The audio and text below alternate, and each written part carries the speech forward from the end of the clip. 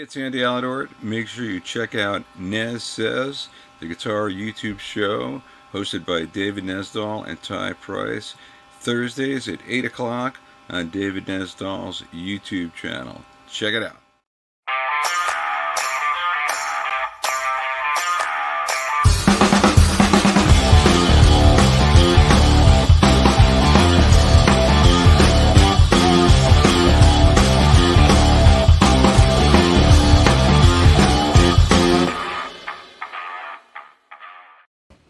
Hey, we're live. You're tuning in to Nez Says, a place where musicians can get together and inspire each other to play more guitar. Today is Thursday, December 17th, and it's almost Christmas, baby. Almost Christmas. We're right around the corner. Yeah. We have an amazing show tonight. Ty, how you doing, buddy? I'm good. And Dave, happy Thursday. Always good to be with you. Very excited about our guest tonight. Well, before you introduce him, I just want to say that this gentleman is the epitome of inspiring musicians to play more guitar, because now you can introduce him. Well, look what our guest tonight, David Davidson, does for a living, and all that he encounters in the vintage guitar world is, like Dave said, is truly inspiring. As the curator of Songbirds Guitar Museum in Chattanooga, Tennessee, this vintage veteran has assembled one of the most astonishing collections of ultra rare vintage guitars. When you hear about his Firebird collection alone, you'll be amazed.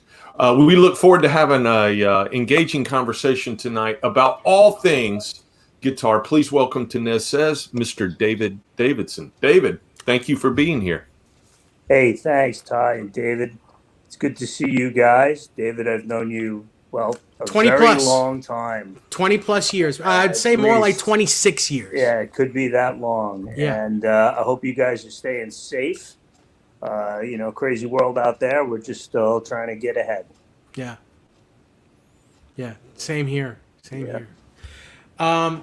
It's incredible to from when we first met, and you were just not just, but you were the vintage guy at the local Sam Ash in Carl Place, New York, and you had great guitars there then.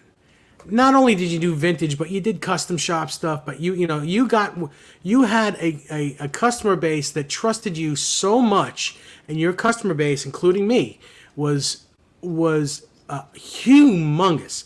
And I worked at Guitar Center at the time, and I came to you, and that means a lot for me to work in the competing store, and I come to you for my guitars. It meant a lot to me. Well, and that's, I appreciate the trust that I had in you. Yeah, I appreciate that. I mean, listen, the Sam Ash guitar collection was really an incredible thing, because when I had come to them, they just didn't want to do it. Originally, I mean, I'll put it to you this way. It took me a lot of begging on my days off to get them to listen to me in the early days. But I told them, I said, look, there's good profit. There's a whole other part of the business you're missing. And there's a lot of people out there that really like this old wood, and not being involved didn't really make sense. And they had this great guy when they had bought out the lease from We Buy Guitars on 48th Street. Part of that lease deal came with a guy named Richie Friedman, who was my business partner for many, many years until he retired about 3.5 years ago. And Richie came with that deal. And, between the two of us, we were able to put together a vintage world for them that they just never really thought they'd make money at. And we were fortunate. We made them millions of dollars. I wish I made millions of dollars, but they made millions of dollars. Mm-hmm. Yeah, I just remember the showcase that you guys had in that one area, and with the police rope, so you couldn't get in to actually to try them. You know, either you had to be there or someone someone that dealt with the vintage only. You couldn't get a Correct. guitar guy in there. Correct. It had to be a vintage guy, and a lot of times you had to make an appointment, and although it was a bit of a pain in the ass, it made it that much cooler because it made it seem much more of it was a cooler experience than Exclusive. just going in any time and picking up a guitar and maybe buying one. It was just a cooler experience. Back then I was like, man, can't someone be here? And then and as years gone on and I understood it more, it was much cooler of an experience than just any old guitar guy that didn't necessarily know what he was talking about, trying to sell you a guitar. Yeah, I think that was part of it, David, and I also think that it was also that I really and still believe that somebody who's coming in to spend any kind of money deserves your time. And I used to set up appointments because it would be totally unfair for me to be talking to you about a guitar that you might be willing to spend thousands of dollars on and say, oh, excuse me, I need to go check on this other guy and then I'll be back. I mean, I would rather give you the attention, give you the space to do what you need to do, but know that I'm just, a few feet away when you need to have a question answered. I mean, that's what we do here. I mean, that's what makes the difference. And service, I guess I can say honestly that, as we all know, the vintage guitar business or industry, I hate that word, but I guess that's what it is Right. something that, was basically run by rogues and renegades for a really, really long time. And we know that. I mean, you used to go into certain stores in the city and they wouldn't even let you look at a guitar until you showed them money. Exactly. And, meanwhile, if you look at all these luxury brands, people seem to be very into luxury brands of all types of different things, whether it's cars or fine watches or anything else. When you go into a boutique or you walk into a high-end automobile dealer, you're well taken care of from the moment you walk in. It's not walking into a Hyundai dealer. It's a completely different experience. Right. And I had felt even when Richie and I went on to reopen We Buy Guitars, we had felt very important that was now going to be the paramount thing, that people would have the time they needed to make a decision. Pressure free, just let's hang out, bring a cup of coffee. I don't care how long you stay. Play your guitar, play any guitar in here. Nobody's throwing you out. Nobody's saying, hey, I can't hear. Can you turn it down? That's not what we're about. We're about, hey, you're about to spend thousands, tens of thousands, potentially hundreds of thousands of dollars on a guitar. You should get the amount of time that you need and have your questions answered promptly and truthfully. Amen to that. What gained my total respect for you, and also as I was a salesperson as well, a guitar salesperson. A good one. Thank you. But the road that I took was learning, and this is no bullshit, was learning from you, because I'll tell you why. I was a 20-something-year-old kid. I had some money. I was a good salesman, so I made some money. Yeah. But no one really knew that. And being a young kid, you didn't push me away. You let me play bursts. You let me play vintage Strats. You let me play. There was a Telecaster that will never leave my mind. I think it's the only one ever made by Fender, or if there was, maybe there was two. I don't know. But there was this Sunburst Telecaster with a belly cut and an arm cut that I had never seen before, and you showed it to me like it was just any old guitar. You put it in my hands, and you brought me into where the safe was and showed it to me, and like you trusted me like I was your son. And that stayed in my head forever until today. It just meant the world to me that I was included as a family member. Like, here, just check this out. Be careful, but check this out. And then you put Blackguard Tellies in my hand like they were nothing. And I have always respected you, but my respect to you at that point was like, this is like my older brother now. This is not just a guy trying to sell me a Not guitar. that This is much like older. my old brother. No, you're not much. You're not that much older than me. I'm 50, so I got you by a bit. you're probably a couple years older than me. But still, kind. it was. I never forgot it, and man, what a great time in my life. Well, thank you. And I can tell you that,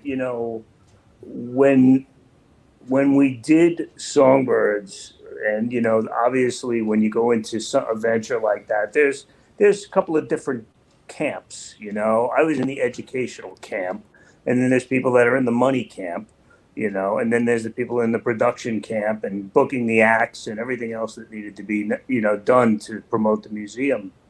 And I was in the learning camp or the teaching camp, and basically, I had written all the scripts that became the conversation, so the next generation of people could walk people through the museum and teach even younger people. And the idea was to write a script that talked about why, how did this happen?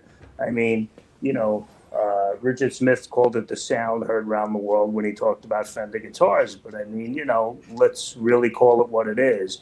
It literally changed the world. It took, the main instrument or the lead solo instrument in the band was most likely a saxophone at the time. Right. And, Leo Fender, after working with a lot of Orange Circuit country western musicians and honing his instruments, they made their way to rock and roll, like through people like Buddy Holly. And they took Buddy, they gave him a Stratocaster, they stood him in front of a microphone, and they created a rock star.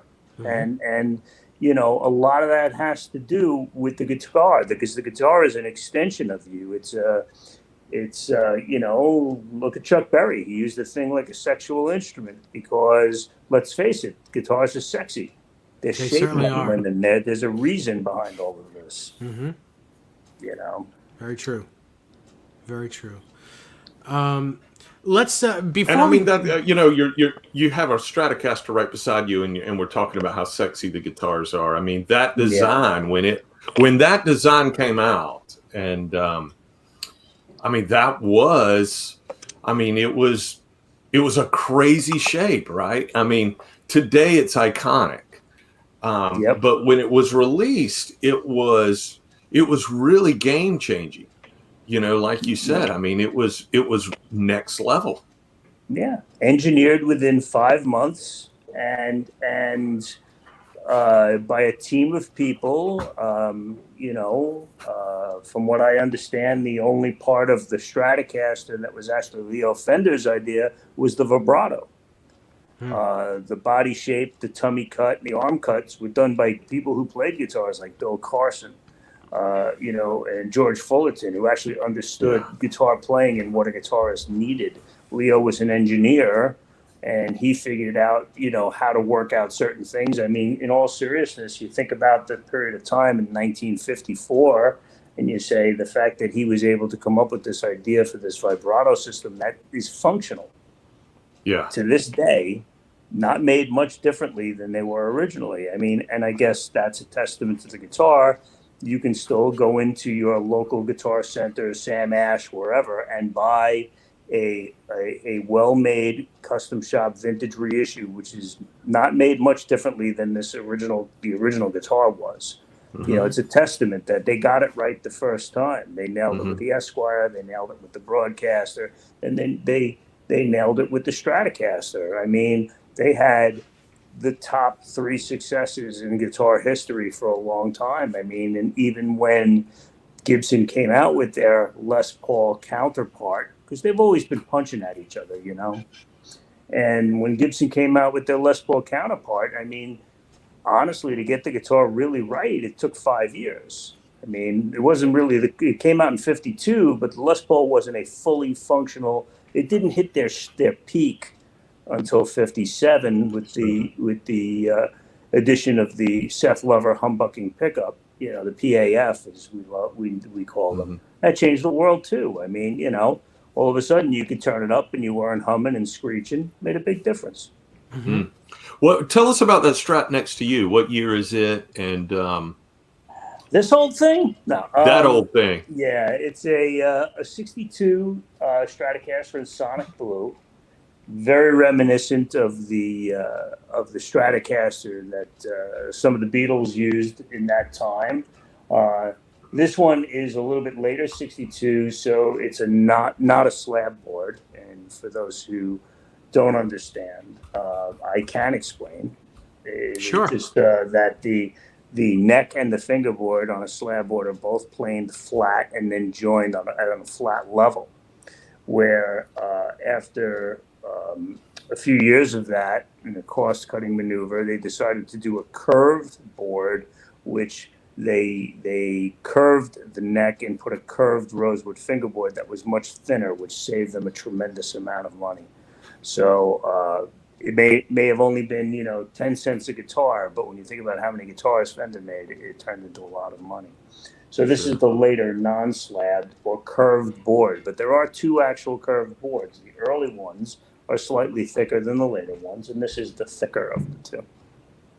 Oh, that's very cool. Now, I'm going to ask a question, kind of a layman question. Sure. Now, since they did the laminated board, which is the curved board, like you say, wouldn't it? I mean, how much money could they be saving with all the scrap of the fretboard that they're losing when they're cutting that and making it round? Well, that's a question. That's a question for the bean counters more than me. I don't really know how the boards were cut when they were curved. I imagine that they were curving a thinner flat board and then rounding it with glue. Okay, that makes sense. That makes sense. So that's what I would think. So there probably wasn't a lot of waste. Okay, that makes sense. Before we go any further, let's say hello to the people in the chat, shall we? Yeah, sure. Ben Coombs, number one here. Hey, Ben. Dan of New Jersey. Hey, Ben.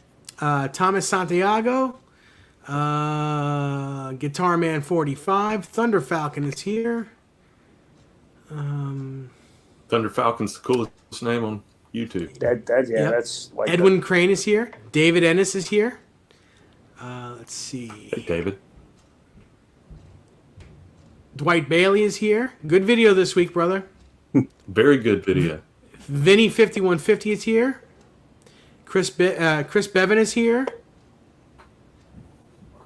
Let's see. We have a couple more. Hang on.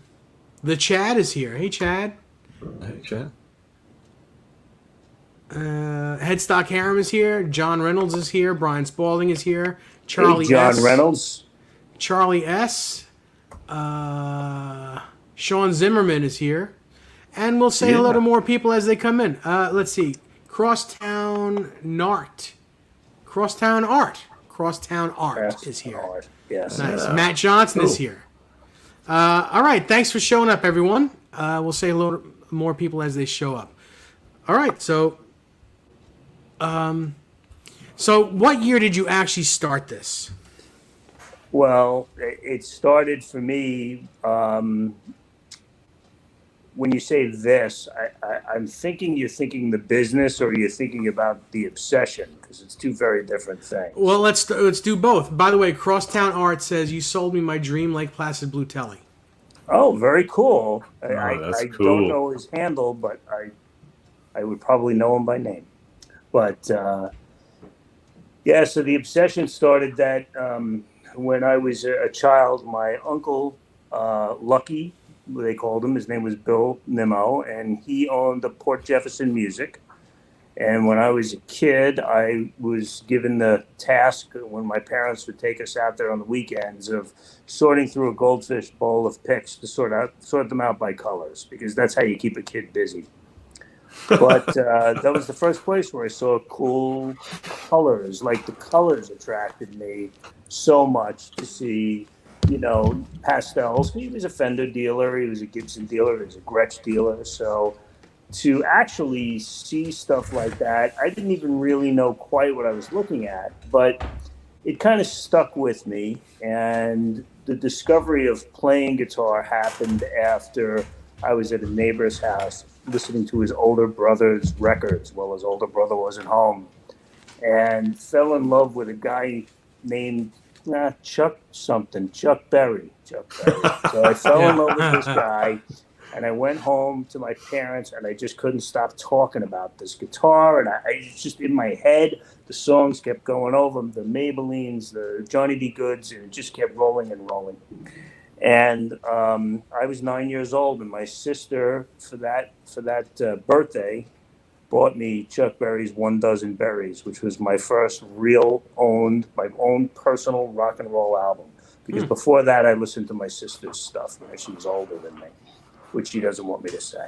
But I listened to that record, and my interest in guitar went crazy. And my dad, who was a retail worker, he worked for Macy's, and he had a guy that he worked with who was a fairly accomplished jazz guitarist named Jack Lucania, who owned D'Angelico, which I didn't even really know what that was at the time. But he would come to my house every Wednesday afternoon, and I had a cheap Teisco electric Stratocaster style guitar. And we would sit there in the chairs in the living room, and he would give me jazz theory, and I would lose my mind because that's not what I wanted to do.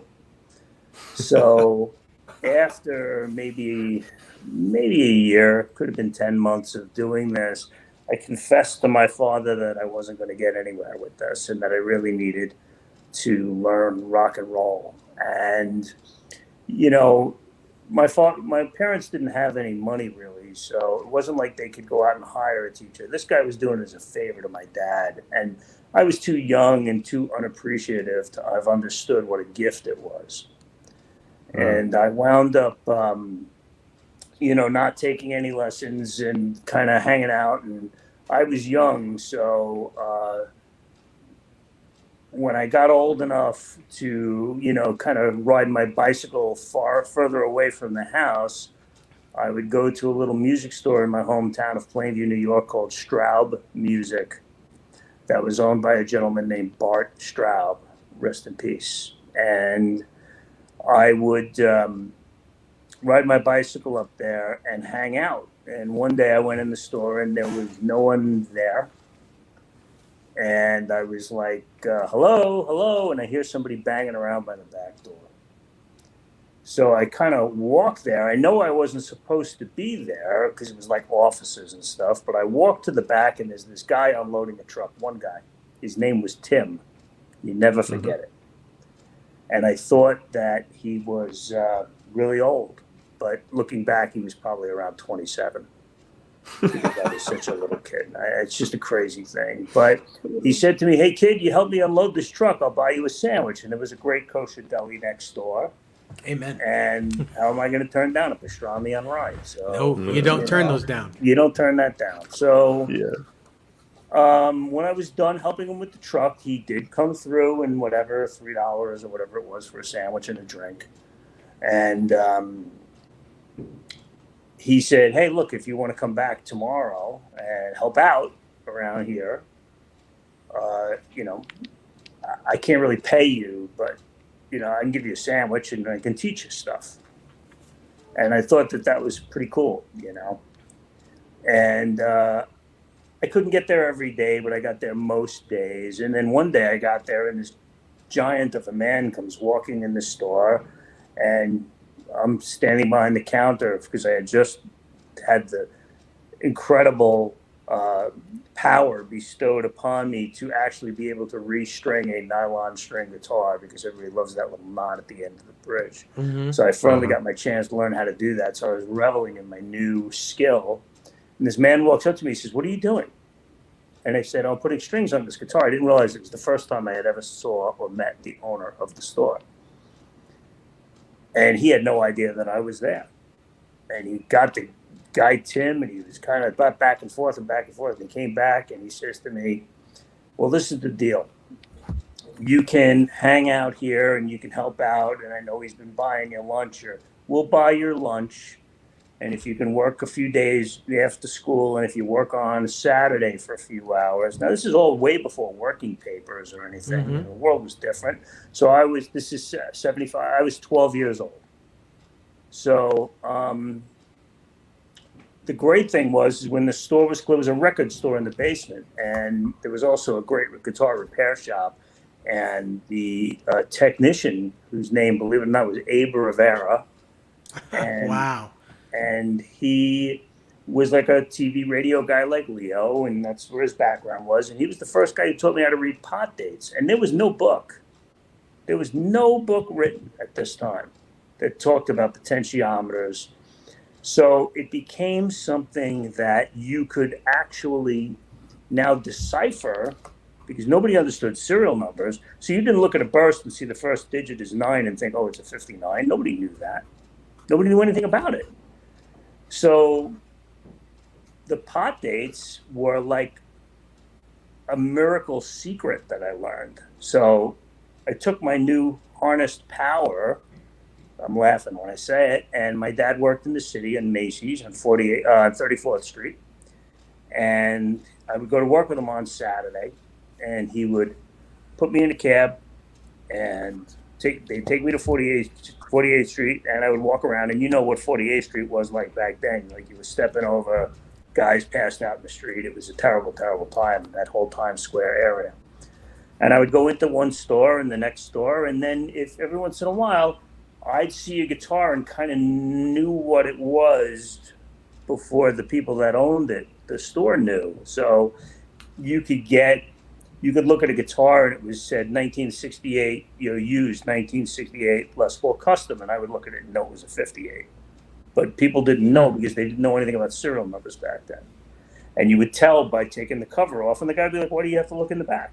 And it's like, well, I just want to see that everything's correct, because nobody was really asking big vintage guitar questions. I mean, there were vintage guitar stores there, like We Buy Guitars, but this is way pre-Rudy's, pre-48th Street Custom. Like, those guys weren't even open then. It was like Terminal Music and places like that, Silver and Harlan. So every once in a while you get lucky and you'd buy a guitar and you'd pay $60, and you'd walk across the street and they'd give you 75, and you take 5 and you get lunch, or pick up the railroad ticket, whatever it was, or you get back to take a cab back, whatever. You spend a few dollars and you made a couple of dollars. And that's kind of where it started. And then in my teens, 48th Street was just a place to hang out, And then the getting into it to do it for a living was I was being talked out of it by everybody I knew. Everybody I knew said, "You don't want to go in this business. It's a terrible business. Don't go into this business. Don't work in this business. You'll only last 6 weeks if you go into this." I'm good old friend Gary Blankenberg, who I know you know very well. Dear friend. Absolutely. Gary said to me, I told him one day in the store, I said, "Hey, I'm going to go work and do vintage guitars for Sam Ash." He says, "You won't last 6 weeks." He said that. There's a vote of encouragement. Now, if you knew Gary, Gary is a crotchety old man. That he is another family member. He is the grandfather I had grandfather on both sides of the family. Okay. But I wish Gary was my grandfather, because he was one of the coolest dudes. Yeah, he's a great guy. You go to his shop. You sit in his office with him for hours. Absolutely. And just bullshit about guitars, and he'd tell you. I did that. Yeah. He'd tell you about the times from the '60s and everything around it. How he went and saw Hendrix and all the guitars that he's ever touched, and everything. Just one of the coolest dudes. Legend, man. Cool. And he worked for Grayson's, and like that was the whole thing. But he was like warning me, no, stay away. And we went and. I did it anyway, and who knew? I mean, I did it because I needed to make a paycheck. I had no clue it would lead to being this involved in the business and owning a business and all of that. I was just, to me, it's like I had newborn kids. I had to take care of them, and that was it. I mean, you never know where the road's going to lead you. And I think that's why I spend as much time, especially when the museum was open, we spent so much time just trying to explain to parents that when the holidays come around, you have a choice to buy your kid an Xbox or an iPhone or an iPad, or you can buy them a musical instrument and change their life. You can buy them a guitar, you can buy them a little Casio keyboard, you could buy them a turntable. It doesn't really matter. The idea is that you're giving them the gift of music. And so many parents, just give in to the whim that, the kid's been asking for the phone, or whatever it is, and that's the way they go. And I can't, I used to feel like a Sunday preacher. I would be just trying to explain to parents one thing, and it's taking the kids and saying, you could tell when you were giving a tour at the museum, you could tell that there was a 15-year-old kid or 16-year-old kid that got it. You know what I'm talking about, Dave. You could tell. Sure. You know? Yeah. And saying to him, hey, when the tour's over, come here. You ever play a burst before? Oh, wow. And the kid would be like, what? I'm like, have you ever played? No, I've never seen one before I came here. So I'd say, here, come here, let me plug you into this Dumble. And I'm going to give you this 59 burst with this crazy flame top, okay? And tell mom to break out her iPhone camera and take a video of you. And then you're going to post it up online and tell everybody what a good time you had. And these kids would go wild. One day I had this young kid in there, and I had Kirk Hammett's Flying V. And I said, he said to me, he's wearing a Metallica shirt. I said, you're a Metallica fan? He says, yeah. I said, who's your favorite guitarist? He says, Kirk Hammett. I said, oh, really? What does he know? And yeah, right. So I said, yeah, hang on. I want to show you something.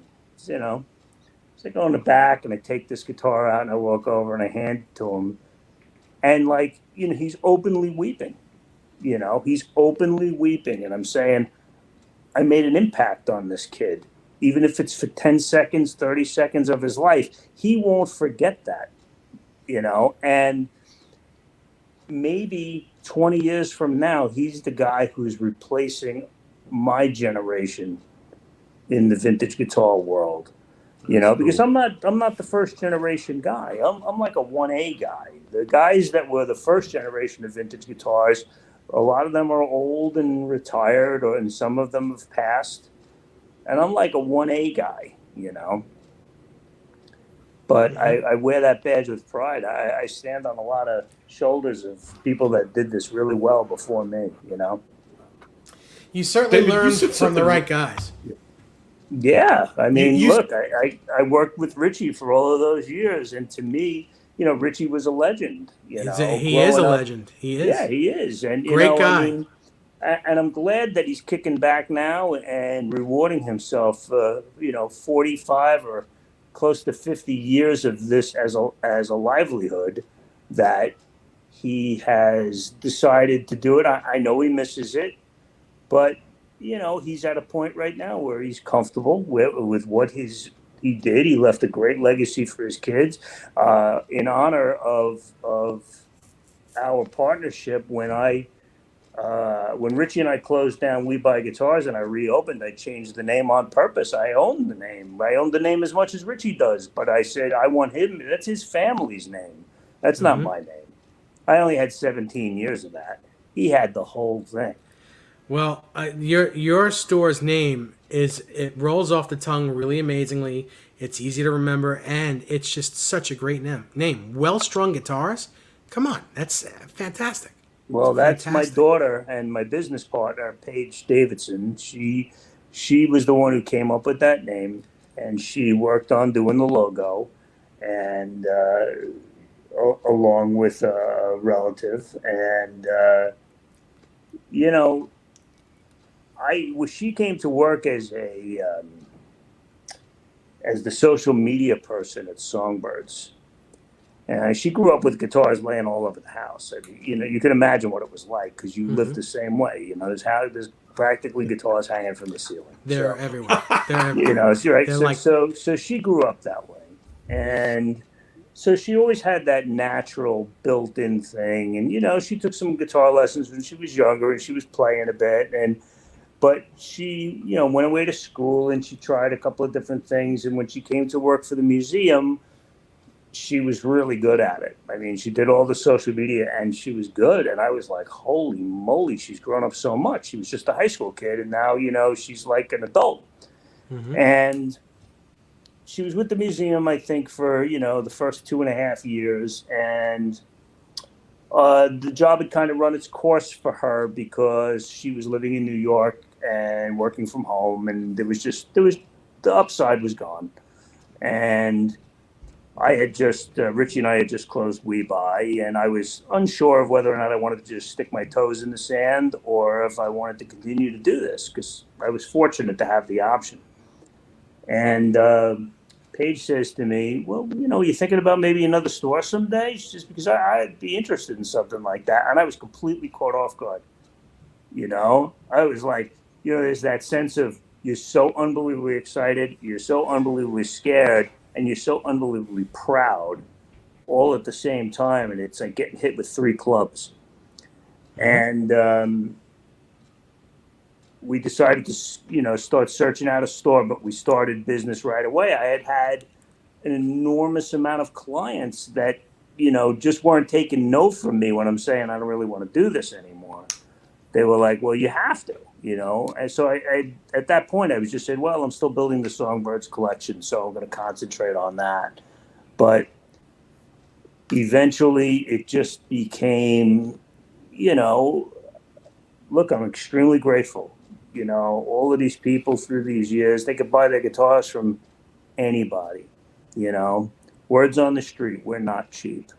And I'm not afraid to say that, What I can tell you is anything that you buy here, and it's been my way, that you're going to get exactly what you paid for, and you're not going to get an excuse. And, being able to teach my daughter this business now, and she stands with the same principles that I do, there's nothing like having family in there. You'd think it would be tough. And I'm not going to tell you that we don't have bad days, but I can tell you that it's overwhelmingly, the scales are tipped towards favorable days. And she has learned so much. And, the funny thing is I can listen to her talk on the phone, and I got one of my guys, I got 2 guys that I'm working with for 28 years here. And I know them both. Yeah. And, Tom, who works for me, one day Paige is on the phone. She's talking to some guy about a Blackguard Esquire, and I'm listening to this whole thing. Tom and I are looking at each other going like, holy smoke, she's got it. Like, what I'm talking about. When you're talking to people that know and people that don't know. And, there's nothing worse than, let's say you're going to go out and buy yourself a big plasma TV and you've done your research and you walk into the store and you find out that you know much more than the guy selling you the TV. I want to go somewhere else. Well, if it's that way, either you want to go somewhere else or you just hand them the money and leave with it. Just leave with it. You don't want to hear you don't want to hear the story behind it. You don't want to hear nothing because you already know the story. If you know the guitar, if you know what you're talking about, you already know there's either going to be a story behind it or there's no story and it's straight. Right. Just, you know what? I want the guitar, take the money, I'm leaving. That's it. Right. Well, the quest for me has been, I've seen a lot of guitars. I've probably opened up 10,000 guitars or something like that. But I can tell you that the thrill for me is the story now that comes with it, the provenance that I find so important. Nothing's better than, opening up the case and finding a great picture. Or today it was great. We sold a blonde jazz master, and in the case was an original song set list that was probably written. It was written on a yellow legal pad. It was probably written in like 1964 or 65. And the songs that were on it were just, the whole thing was a howl. I couldn't believe it. Tom and I were standing in the store today reading all the songs, and it was just like all Beach Boys and Ventures. And I'm like, this guy bought this guitar with a purpose, Yeah, that's cool. And just, like there are a lot of guys that I call case raiders. You know, they take everything out of the case, they sell it. You know, they sell the tags, they sell the photo of the guitar. I mean, you know, everybody's seen, you know, that one photo of that woman in the USO holding a broadcaster, you know, and it's been sold with 25 broadcasters being said that this was the picture of that guitar, but you know, it's not. But that's because at some point somebody separated it from the guitar. You know, I always say to people when I'm talking to an original owner, I'm like, hey, do you have a picture of you playing this guitar when you were a kid? And sometimes when they say yes, I'm like, listen, you got to get me a copy of that picture. Okay. And then do me a favor, have somebody take a picture of you today with the guitar. Right. You know? I mean, the epitome of that is Bonamassa' Flying V, Amos, that he got Yeah, at that that's small the store best. with the owner on the top of the building holding the guitar. Yeah, Yep. isn't that Yep. cool? That's a great photo. So cool. Yeah, Joe brought that guitar out to see me out in Chattanooga. He used to come out to the museum and just totally we geek. I watch the videos all the time. Yeah, I watch all the he YouTube geek videos. out, and he brought that guitar out to me one day, and you know, I've seen a few. I can tell you that much, and I can tell you that is a holy grail V. That's the one you want to own. That's beautiful, Really cool stuff. beautiful piece. David, coming across all of these guitars, and you were so articulate earlier when you were talking about how Leo got it right the first time, Yes. and we believe that 70 years later because the designs really haven't changed all of that much in 70 years, and you were talking about how Gibson got it right by 57. And when you start thinking about Fender, Gibson, Gretsch, Rickenbacker, when you start thinking about these iconic instrument brands, personally, what do you tend to gravitate toward? What's your favorite Well, of all of those things? I can tell you that I think I had a loyalty to Fender because if you go back to the beginning of our conversation, I was just enthralled with the colors as a child, and I hadn't seen any colored Gibson guitars at that point. I'd only seen Fender guitars, and that's kind of where it started. Actually, my very first American-made electric guitar was a Gibson ES 125 TC that was at a local garage sale offered for $100, and I had 40. And my father drove me over there and negotiated the heck out of this woman until she gave us the guitar for $40. And I went home with this thing, and you know, I knew it didn't look like a Fender, and I literally, that was the only disappointing thing, is that it was a Gibson, because that was just my personal taste back then. So I have this guitar and I'm playing it, and I have this, you know, Sam Ash amp head, solid state amp head, and a little speaker cabinet with one 12-inch speaker. And I'm plugging this Gibson 125 in, and it's feeding back on me like crazy. You know, woo, you know the sound. And Yeah. I can't get rid of it. I don't have a cord long enough. I'm playing down the hall from my bedroom, you know, trying to do whatever I can. And I finally had made the decision, you know, after about a year or so, that I needed to own a Fender guitar, and I was going to sell this. And I went down and put an ad in a paper which is now gone, called The Buy and Sell, which is something, man, I lived off that paper when I was young, buying guitars. But I put it in the Buy and Sell for $100, and when people would call, my mother would actually have to talk to them first because I was still a little kid. And this one guy says, well, would you be interested in a trade? And I said, well, you know, what is it or whatever? And he says, it's a Fender Jaguar. And I had never even heard of one. to me, Stratocasters and Telecasters were the only thing that existed at that young age to me. And he says, it's a Jaguar. And I didn't know what it was, but all I heard was the word Fender. And I said, yeah, come over. So he came to the house, and literally my father was standing guard at the bedroom door, and my guitar and my amp were in there. And he checked out the Gibson, and I checked out the Fender. When I opened it, the thing that was the most amazing thing was something I had never expected in my life, but the color was burgundy mist metallic, and I lost my mind because Awesome. even though it was a pretty feminine color and I was a little freaked out by it, it was something that just made it click with like my whole uncle's store, and it was just cool. So Awesome. So What a my great father, being a negotiator that he was, said to the guy, okay, well, obviously it's not an even trade. And I'm sitting there going like, just do it, And my dad's like, we traded, and he gave me $40. And that was the story. I got my $40 back. You got And I got a Fender guitar. for free.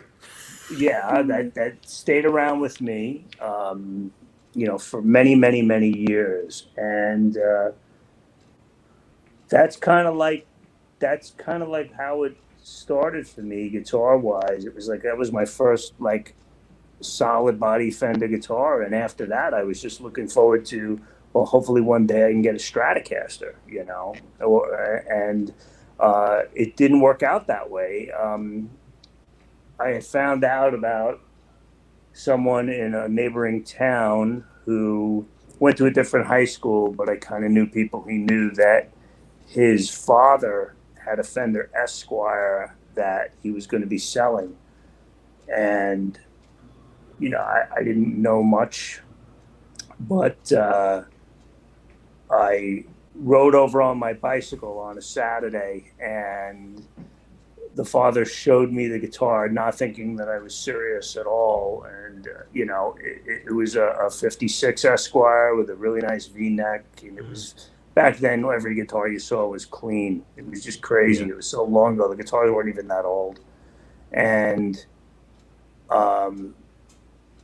he cracked the case open and the tweed case and everything. By then I had been reading and looking and doing what I could, going in and out of all these music stores. I knew what tweed was. I got it. And he had that and a Champ amplifier, and that cost me $200. And I had made most of the money back then by mowing lawns and shoveling driveways. And that's a true story.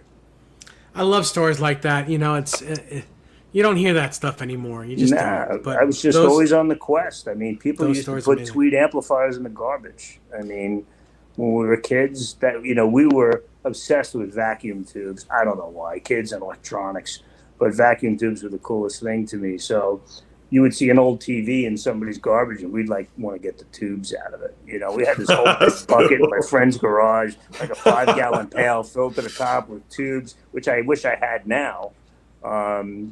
Because they were all good USA, Sylvania tubes and other brand, RCA and GE. I'll never, my former business partner pulled a D'Angelico out of somebody's garbage. So what people will throw away, right?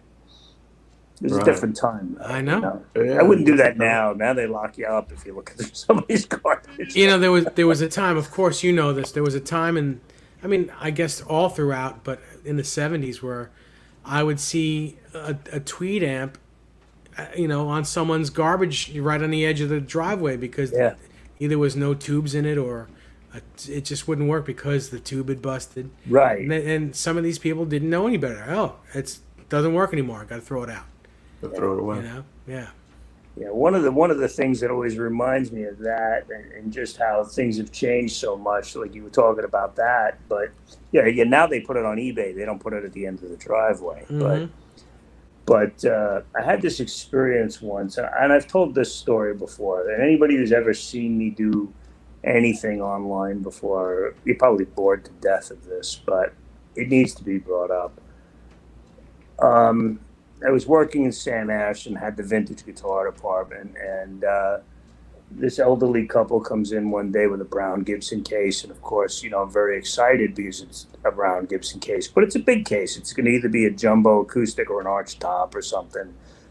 And they come over and they pop it up on the chair that I asked them to, and I pop this thing open, and it's like a brand new L5 CES.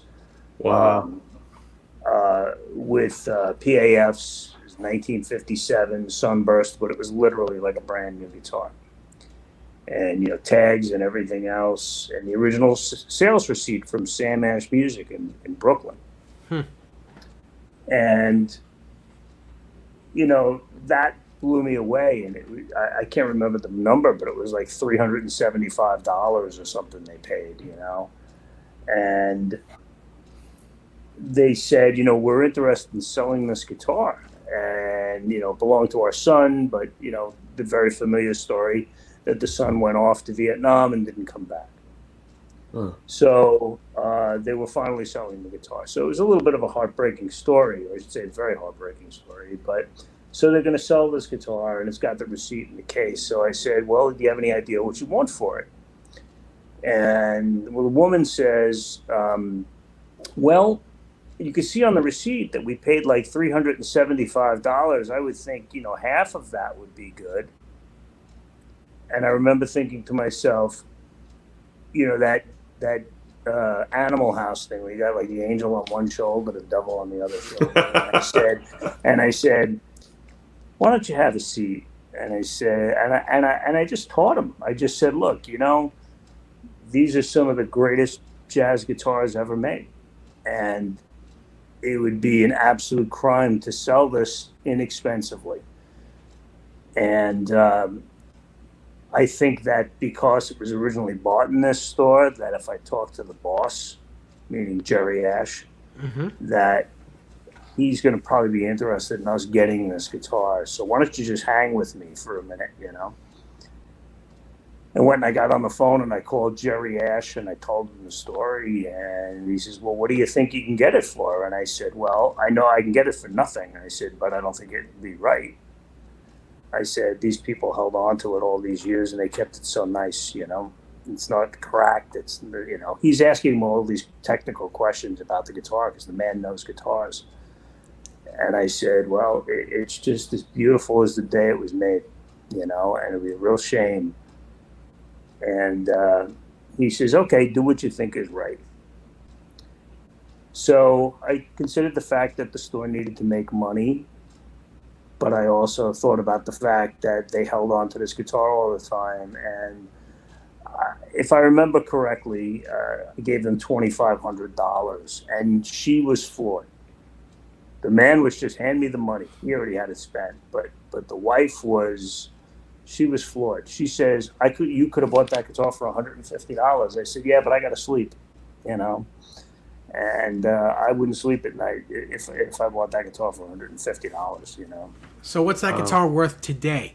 If you had that same scenario and the same person came in and said, give me half, what would you have given that person today?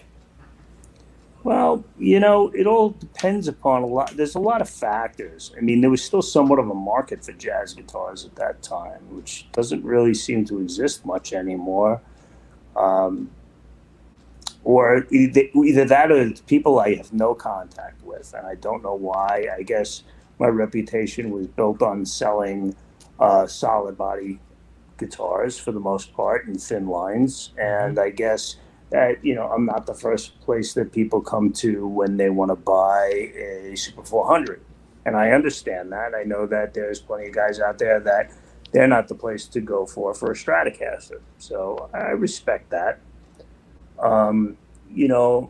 My feeling is that I want to take care of the people that work for me. I got two people that are working with me for 28, 29 years. And since I started and got involved with WeBuy, 17, 18 years ago, those guys are still with me. And they're with me because they realize that this is sales. but they also realize that I have like a passion for what I'm doing. It's so much bigger, especially at this point. I think when I was younger and hungrier and more worried about, paying for kids' college and all of that stuff, I was more aggressive. But I think that I've kind of mellowed into this to this place where now I'm just really trying to help people get the right guitar. I know that sounds crazy. I want to make enough to keep the lights on. I want to make enough to pay my employees fairly and to have a little bit left over for myself. But I don't have a whole lot of thought about like, oh, wow, watch me hit this home run, because I'd rather be a great singles hitter than a home run hitter any day. Mm-hmm.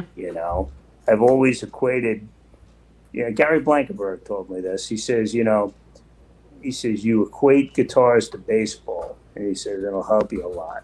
And I was like, what the heck are you talking about? He says, well, let's take Fender guitars, for instance. He says, the Jaguar was the single, and the Jazzmaster was the double, and the Telecaster was the triple.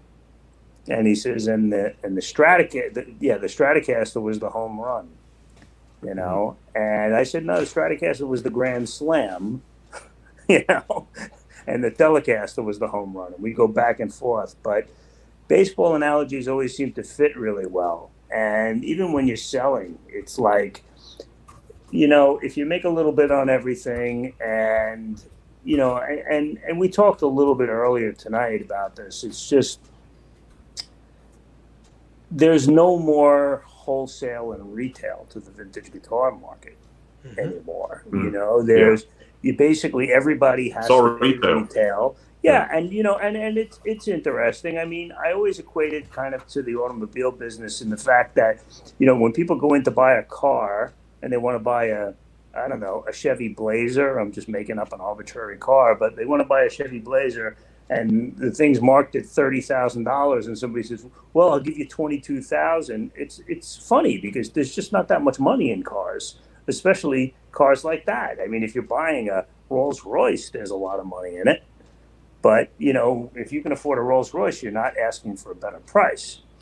Mm-hmm. But I think that people assume that every guitar you're making thousands and thousands and thousands of dollars. And honestly, I would love to be that guy, but I haven't really found the market to be like that at all. Everybody goes out for good quality stuff. Everybody's paying the top dollar and then trying to sell it for a little bit more to take care of their people, to pay the rent, keep the lights on. And I think that's what the business has become. And I'm good with that, And now my whole thing is to just do this until my daughter and the rest of the staff is ready to take this thing over completely, and then I will finally get my day to stick my toes in the sand. But I'm not ready yet. I'm revitalized because of the youth of my daughter and some of the younger employees here. They make me feel young again. It's great. David, how has the buyer in the vintage market, how has the buyer changed, say, in the last 25 years? I mean, are they more of a purist? Do they want closet queen guitars? Do they want guitars that have been played? How has the profile of the buyer changed? That's one of the best They obviously questions. have more money. They obviously have more money than 25 years ago. But how has that buyer profile changed? Well, that's one of the best questions. People never really ask. They usually ask questions about the seller, meaning me, and they don't really ask much about the buyer. And I'm glad you did. The buying profiles have remained the same, as far as the fact that there are some people that really like the closet queen look. They love the whole idea of all the fancy paperwork and the cable and the strap, and that is cool. I'm all about that. But this newer, I think really what it is that the standards have changed. If I say to Dave, 25 years ago, if somebody came into your store with a Stratocaster from 1964, that was a great guitar, but it was refretted, you'd kind of be like, I don't know if I want to buy it. It's been refretted. But now you look at it and you say, well, would you drive a 56 Packard with the original brake fluid still in it? No, you would change it because you want to stop, right? That's right. And Yeah. it's kind of the same thing, the standards have changed. If somebody does a professional refret on a guitar and it's not done with giant wire and stuff like that, and it's period correct, I don't even take $10 off of what I pay somebody. And there's also a whole new market getting back to your question, there's a whole new market that just really loves original but beat up guitars. I mean, just the ones that were really played hard. And I love Got guitars soul. like that myself, Yeah. but Got soul. they don't care that they've been refretted. They just want, hey, if the guitar was started off Fiesta Red, I still want it to have that original paint on it. I don't care if 50% of the paint is gone. They just want to know that. They want to know the story. Where is this cool. guitar gone? How many smoky bars? What's been spilled all over it or in the case? And why does it smell like that? But they're more interested in that, So there's two completely different types of collectors, and that becomes more challenging for someone who sells guitars like me, because now I'm looking for things that are very different than what I'm accustomed to. I'm accustomed to looking for really amazing, pristine pieces instead of a 1964 very beat up Sunburst Stratocaster or a 54 Gold Top with a wear spot the size of a softball on the back. But there's people that like that stuff now, and I like that stuff personally. Me too. So I'm happy to accommodate. The big difference is that, if somebody goes online, they're sitting at home, they've got this guitar, it's all beat up, they go online and they see a mint one from the same year, and then they say, oh, that one's $20,000, so mine's got to be worth $18,000. And they come in your store and, obviously being that beat up, where big divots in the fretboard and refretted and stuff, obviously you can't pay like that. So it's trying to make people understand that just because you saw one sell on eBay for that or on Reverb, that doesn't necessarily mean that yours is the same exact guitar. That's like you having a Sunburst Stratocaster and I have a Sonic Blue one, and they're both from 1962, and we think they're the same guitar. That's a bad idea. Certainly not. Totally different guitar. So I have a story very similar to what you just talked about. And I won't mention any names because this gentleman is no longer with us. So it's mid 90s, maybe 94, and I had bought a Blackguard 54 Telecaster from this gentleman that had a funny neck, funny truss rod in it. Okay. And I couldn't play it because the action was high. But the gentleman said, if you ever want to sell it back, I'll take it for what I sold it for. It's a Blackguard Telly. Someone will buy this. A collector, maybe not a player, but a collector will buy this guitar. Right. So when I had gotten, say, it might have been 2 or 3 weeks, I just couldn't play it. And at that, back then I was playing often. I was gigging often. And with that guitar. So I brought it back to him and I said, I just can't deal with the broken truss rod. What else do you have? What you know what I like? And he took out 2 Strats. They were both 1960 Strats.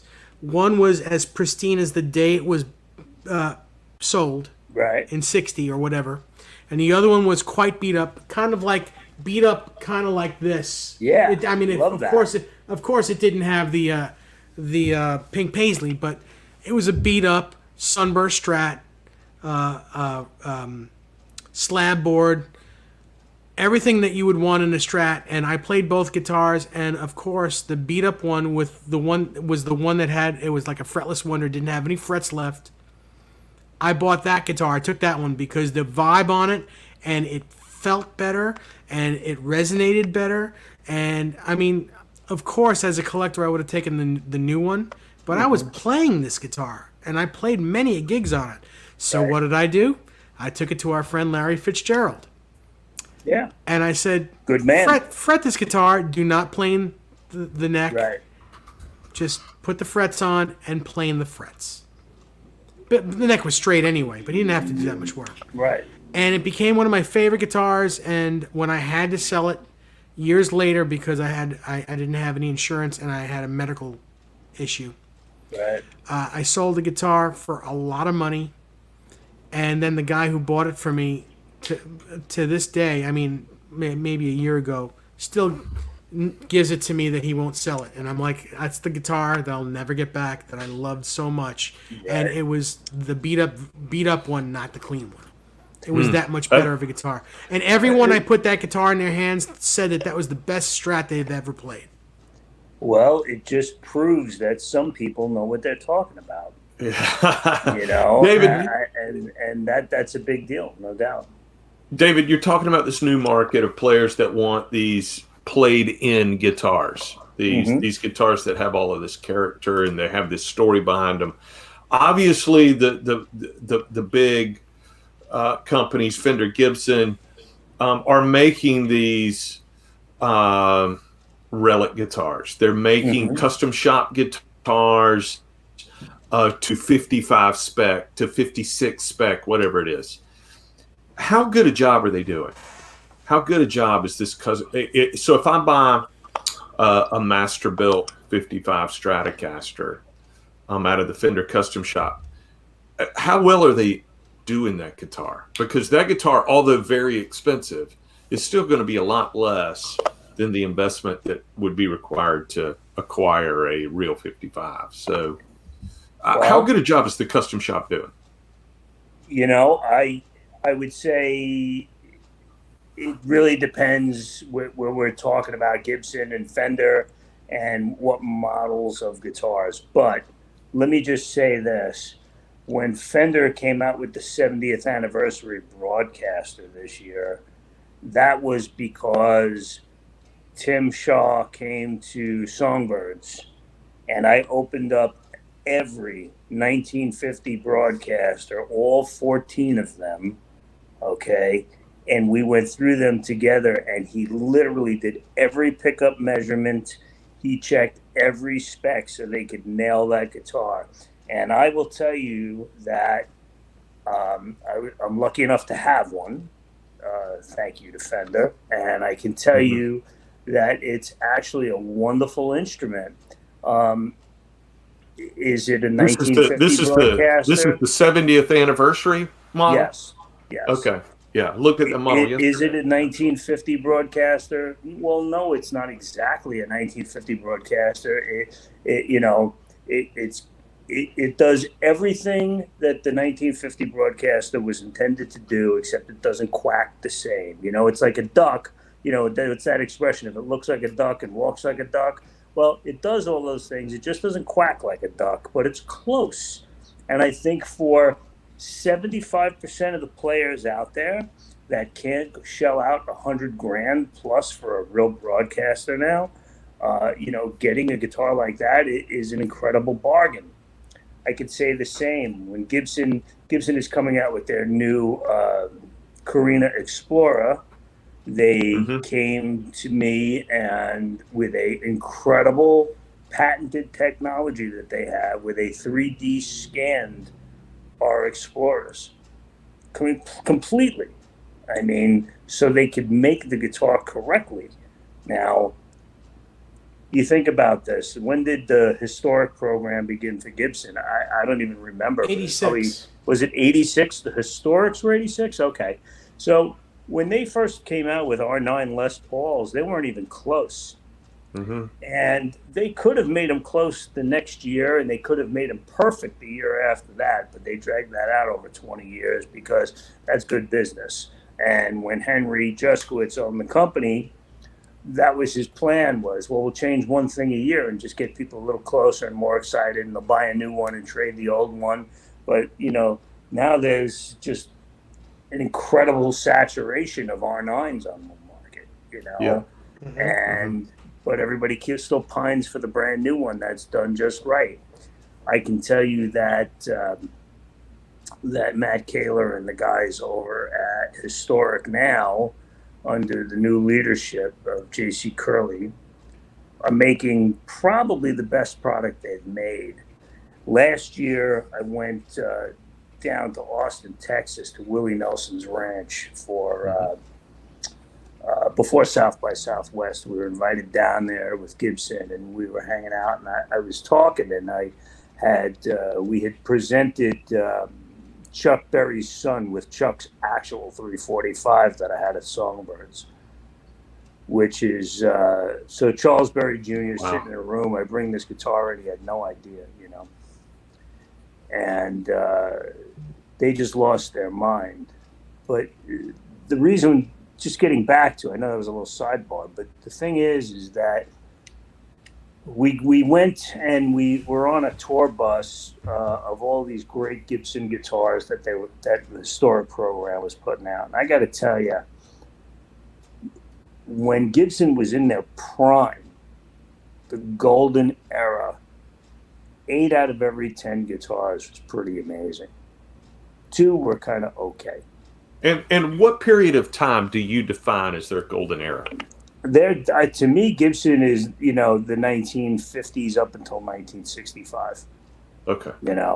And I think that they had this wonderful time where 8 out of every 10 guitars was great. Well, let me tell you something.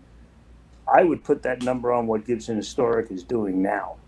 8 out of every 10 guitars is great. Now, we have to adjust for time and space when we use that math, because the wood is not 70 years old, okay? And,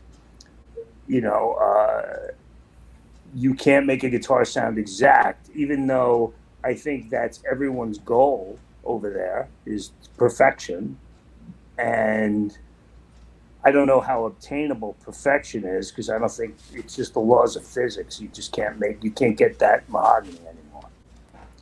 But I can tell you the quality of the guitars, the construction, the workmanship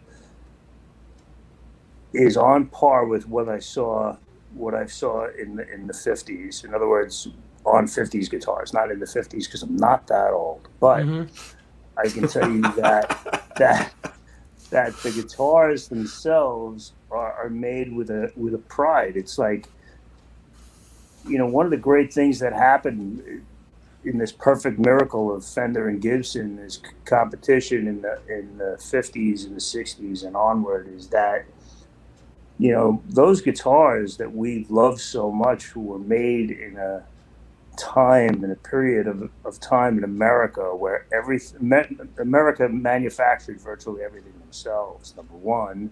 Yeah. And that, employees were genuinely happier people. I mean, you had, a fair wage for a fair day's pay, and you had more vacation time and more personal time. There was no Saturdays or Sundays that needed to be worked.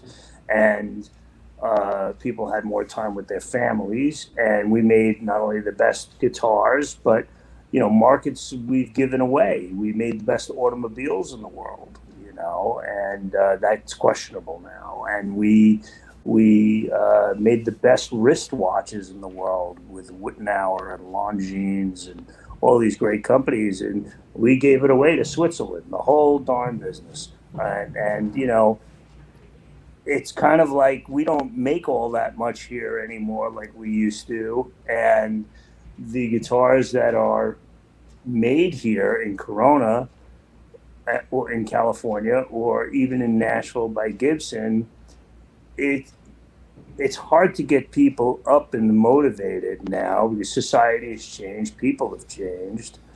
It's hard to get people as motivated to make stuff now, quality, because they're just trying to get through the day. Let me just get through this day. I just want to get out of here. It's too hot. It's too cold. I'm tired. I'm not sleeping at night. Whatever it is. But this is the best quality Gibson historic product this year. Or I said, I'll say 2019, because honestly, I haven't held a 2020 Gibson, but the 2019 stuff was just crazy. I mean, some of the attentions to details and being at the factory with those guys and watching what they're doing and why they're doing it this way, and how they found copies of this. I mean, they have records there that you just can't believe. There's actually a printed, mimeographed instruction manual on how to construct a Les Paul from scratch. That's insane. Isn't that crazy? That's So insane. if you're a new factory worker, you were given this book, and this is how you made it. I mean, it's insane to me to think that that existed, but people just, they took that book and they studied it, and they got it right. And quality control weeded out the junk, you know? So what you're saying, basically, is if we didn't have 1957, 58, 59, and 60, you would think that today is the new golden era of the Gibson guitar. Ooh, good question. Well, for I think it's a great question. I think for solid body guitars. Well, yeah, for Les Pauls and really for Les Pauls, because I mean that's basically that's what they made back then. Yeah, I mean, I would put an R9 now over any similarly equipped. I mean, humbucker Les Paul that was made. You know, I mean, when they started making Les Pauls again in '68, they didn't carry humbuckers again until 70, and then they were mini humbuckers, although you could get full-size humbuckers, but very few were ordered. But, yeah, you can't compare it. I mean, you know, a new modern R9 blows away anything that was made under the Norlin era. Oh, of course. I mean, it's not even close. But even if you ask me, a new Gibson USA standard is better than a Norlins era guitar. Absolutely, without question. Without question. I mean, there were so many things going on, you know, and people say that to me all the time. They're like, okay, well, which was worse, CBS or Norlin? I'm like, Norlin by a long shot. Because when Fender was in their prime, I would, you know, in the 50s and early 60s, you know, pre-CBS era, they may have had 9 out of 10 guitars that could kick your ass if you adjusted them right. And then when CBS took over for those first few years, it was more like 6 out of 10. And by the 70s, it was pretty much over. But you know, people get like itchy about that. I was just recently having a conversation with somebody pre-CBS, CBS. I'm like, well, let me tell you something. One of my favorite years of Stratocasters ever is in 1966. Now, it seems to be like a taboo thing to have a big headstock on a guitar, but if you're not worried about how pretty it is, and yeah, exactly, thank you, Jimmy. Okay, yep. And Jimmy if you're did it. not worried about how pretty it is, and you're worried about if it's going to be a good workhorse for you, okay, there is no more perfect Craftsman wrench than a 1966 Stratocaster. Okay, they just had a little magic in them. I don't know why. It was that perfect everything. Yeah. I can't explain. They just didn't have the greatest looking Sunburst. They weren't pretty. No, the Sunburst guitar is back. Yeah, you know, they weren't in the mid to late '60s, Rocky Horror Show. Absolutely, But it's just they were clown bursts. There was something to be said about the large headstock. Yeah, I mean, everyone wants a small headstock. Everyone wants a '50s small headstock because even early '60s they had changed a bit. Yeah, they got sure. thicker. They got thicker. They got thicker. It's the same Absolutely. size looking, but you know, from this thing was thicker. Right. So everyone liked the look of the thinner '50s headstock, but I'm telling you, from personal, because I've owned them all. I've owned a '57 Strat that Gary Blankenberg sold me that belonged to Johnny Winter. I owned several. What? Yeah, I did. Oh, wow. At the same time, that story I just told you about the trading the Telly in for the Strats. Yep. This was the same time, and I actually may have a picture of that guitar on my phone. I had the '57 that belonged to Johnny Winter, and I wanted a rosewood board Strat, so I got that. Anyway, People did it. Man. Why would you like? At that point in the mid '90s or early to mid '90s, like '93, '94, they weren't the prices they are today. I got that Strat. I got for the equivalent of $7,000. And I had a '65 Strat that was refin body. Everything else was straight. Refin body, sunburst, but it was refin at the factory. I paid $2,200 for that guitar. What year, Dave? Not like 94. I may have pictures of that guitar in here. I have, I took a lot of pictures of my instruments throughout the years, and I have those pictures. I have a 63 that I paid less than that because it had a little chunk taken out, like I think it was either the F sharp here or the G string. A little chunk of the rosewood was just flaked off. So I got it for super cheap. Right. And then I had Larry Fitzgerald fill it because the guy who had it didn't know he could fill it. Had it filled, it was perfect.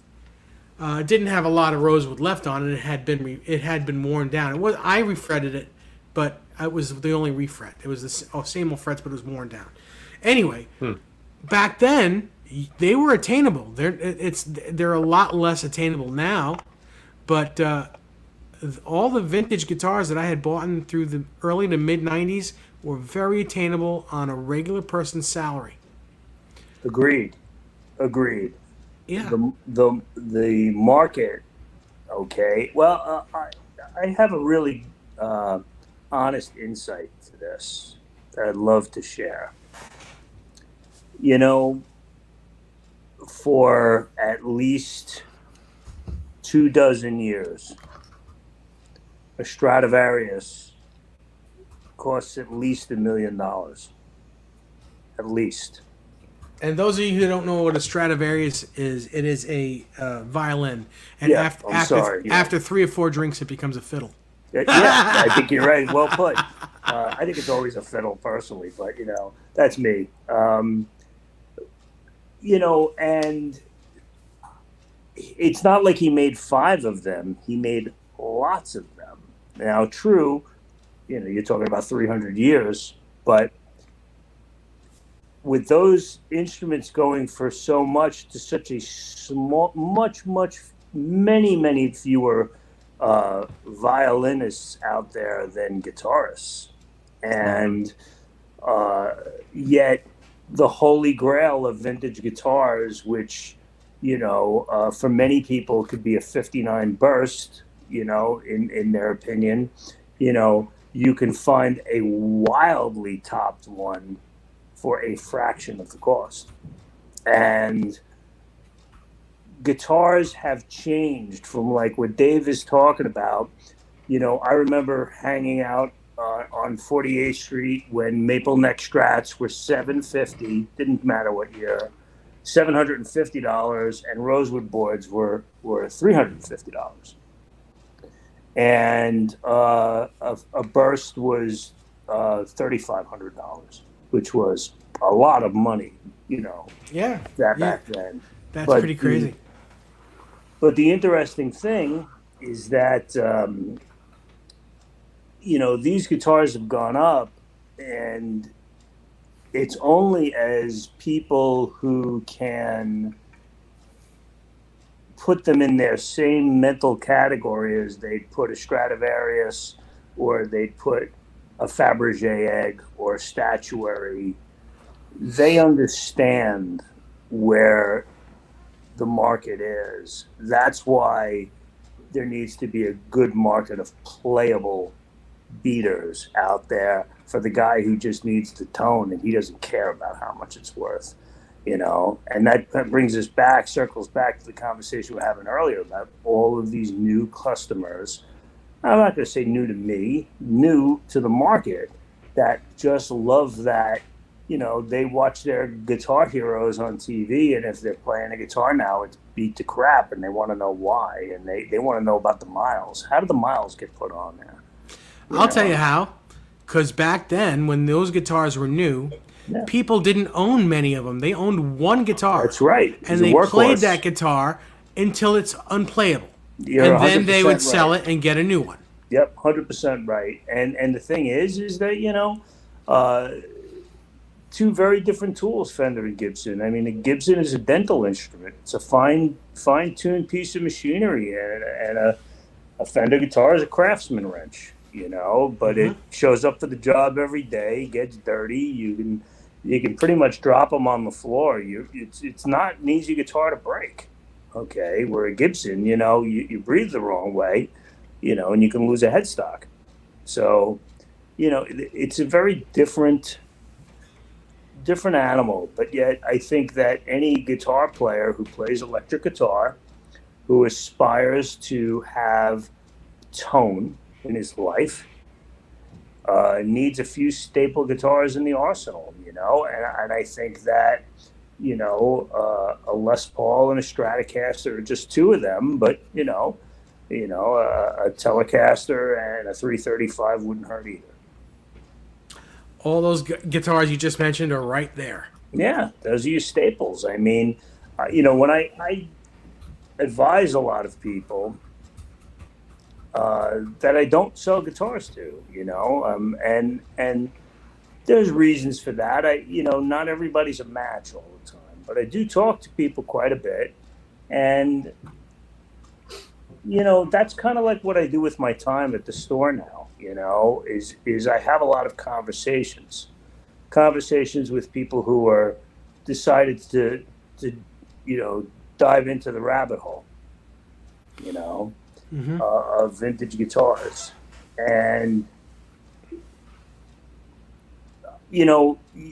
I learned from mentors that I could trust.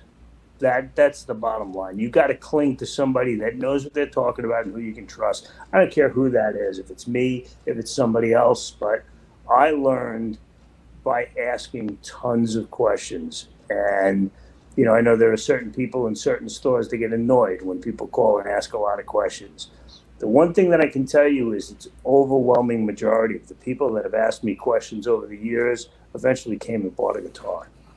Okay, and it's just all about patience and taking your time and taking the time to educate somebody.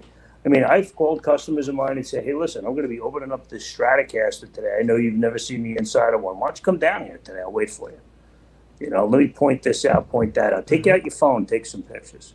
Learn to see when a pickup's been rewound. Learn to see what a broken solder joint looks like. Learn to see what something that's been altered or modified looks like. Because, I get about 30 guitars a week delivered to this place, and I keep about 15%.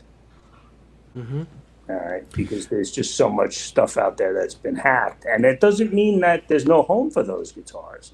There's certainly a home for those guitars, just not here. Well, what you just brought up, I'm going to say is the problem with most music retail. Because the fact that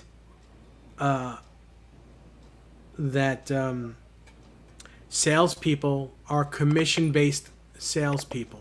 Yeah, not here, but yeah. No, but in most, like in the big box stores, most are commission sales. Yep. Now, because that is that way, they are rushing to sell not to just to one person, but to turn around customers. As they're talking to someone, they don't give the people the time. They don't have time to really answer questions. You don't have time to set the guitars up. You don't have time to put new strings on the guitars. Yeah. And when they're off the wall, you don't have time to go into the storage room to put another one on the wall. Right. Because you are expected to sell, and the way you're making your living is on your commission. And that's right. Not fair.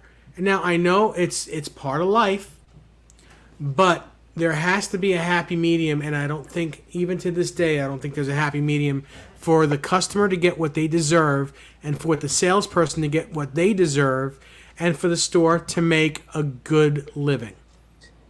Well, it's interesting that you say that. The music industry, big box stores, which I worked for too, if you go to Macy's and it's around Christmas time on a normal year, not this year, and you just walk through that store on a Saturday afternoon, there's clothes thrown on the floor and nothing's folded and hanging on hangers. It just looks like a tornado went through there. Right. Exactly. There's a whole crew at night that comes in, refolds all the shirts, puts everything there. Okay.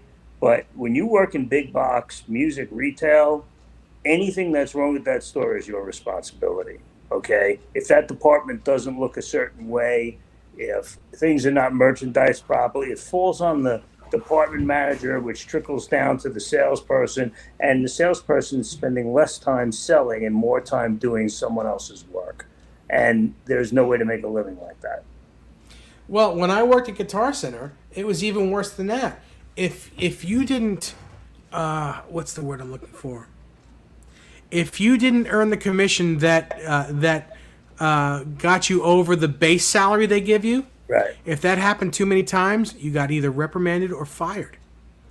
Well, I can tell you, and because I think this is an important thing to say. You know, I spent some time at Sam Ash, and they were great to me. Jerry Ash and Paul Ash, rest in peace, treated me like a nephew. It was not a day that I did not enjoy working for them. Those two men were great. And listen, they lived the American dream. They built that company from that tiny little store in Brooklyn into a giant company. And it's really probably through the mid 90s that they really, really had the employee first. But as the older generation got too old and the younger generation started to have to run the company, you know, there were bean counters hired that were more worried about one thing than making customers happy. And that changed because I learned so many unbelievably important lessons from both Jerry and Paul, who just took the time to explain things, you know, and learned how to be a decent salesperson, make the numbers that they needed to make a living, but also to have built a tremendous client base, you know, that has followed me all of these years. But my question to you is, and I'm going to be devil's advocate, what if your name wasn't David Davidson and you were not as good as you are at being a salesperson? Then would they like you as much then? No, then, well, no, you obviously need to have some be productive to be noticed. And then once you're noticed, then they'll take an interest in listening to your story. Okay. The vintage guitar thing happened with Sam Ash because I wouldn't let them say no. It took me like 8 months of pestering them, literally pestering them, until they finally said, okay, just get off my back. Tell me what you need. And then I said, I'm going to make you a ton of money. And I did. And I'm lucky. You know, I'm a lucky guy. I was persistent enough. That was my best sales job ever, was to convince them to let me try this. That was a sales pitch. That was the best sales pitch ever. And I it's not like I rehearsed it. It just, I just took ownership. I mean, that was really what it was. It was like, I'll own this for you. I'll maintain everything for you. You don't have to think about anything except count the money. But just let me do it my way. And they did. It's faith. Yeah. You know, you've got to trust some people sometimes. And sometimes it's not easy to let go of the apron strings. But you have to. You got to let people fly. Those are words to live by. Yeah, that's really good advice. Yeah. But it's hard. You know, the big box guys, especially with COVID, the amount of, I mean, you know the difference. I mean, Guitar Center is a publicly traded company, and, you know, they've got ways of maneuvering that, you know, everybody keeps calling for the demise of Guitar Center, and this note's going to be called and that note's going to be called, and they're in trouble. But the whole musical industry relies on them. They, you know, they own tremendous amounts of inventory of Roland and Gibson and Fender and other companies that they prop each other up. A family-owned business that's not publicly traded like Sam Ash, they feel this hurt personally. Okay, I know guys that are with the company 35 years that got furloughed, and I'm telling you that I know they're not happy about it. I know that's crushing their soul. You think that a company that big wouldn't have a soul, but I disagree. I know as a fact from being with them for 9 years, they have plenty of soul, man. Well, as big as Sam Ash is, and as successful as they are still a mom and pop. Listen, it is a very, very difficult job and difficult business. People say to me, "Oh man, that's great. You're around guitars all day. You're living the dream." No. Yes, I am living the dream because I own it. Okay, but if you're working for it, all you're thinking about is how am I going to get to live the dream too? Yes. You know, That's and very true. I think that's I want to everybody you know everybody grows up and they're taught by their parents that, hey, if you want to be president of the United States one day, you just work really hard, you know, and that dream doesn't come true for everybody, but the ownership of business is still a reality for some people, and I can't say all people because listen, there's not a lot of equality in this world anyway. So the bottom line is that some people have to fight harder to get less, Mm-hmm. and that's a society problem. I'm not even going to get into. But the thing is that for the most part, the dream is available. I tell people all the time, good people that I know that are out of work since COVID, that are guitar people. I say, listen, this is what I'm looking for. All right, go find me guitars that I can make money on, and I will give you a fee. I know you're not working. I know times are tough. I will give you money to bring me good guitars. And when I say good guitar, I'm not talking about a great vintage guitar, because you know something?